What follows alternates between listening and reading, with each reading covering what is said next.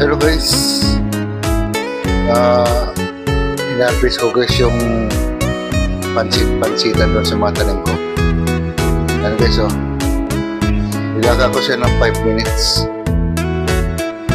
Tapos yung dahon niya, ito, yan, gagawin kong salad yan. Ano yung pinaka-the best na gamot yan sa mga uric acid. Wala man, meron ako, konti lang, hindi naman ganong kataasan, pero kailangan ko to. Uminom ka kahit meron o walang uric acid. The best yan guys. Lalagyan ko muna siya ng sibuyas. Kaya guys, so lagyan ko siya guys ng paminta. Nadamihan kasi konti lang. So yun, suka pa guys. Sukang mga yaman.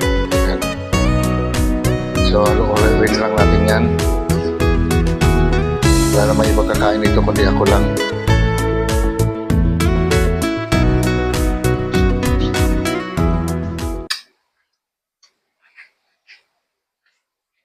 Yan guys, so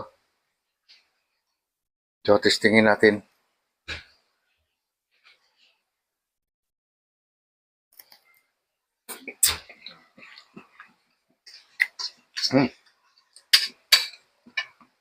Masarap siya, manamis-namis. Wala kayong dapat katakutan. Kina, huwag niyo sayangin baka kataon, gamot yan. Herbal, pansit-pansitan.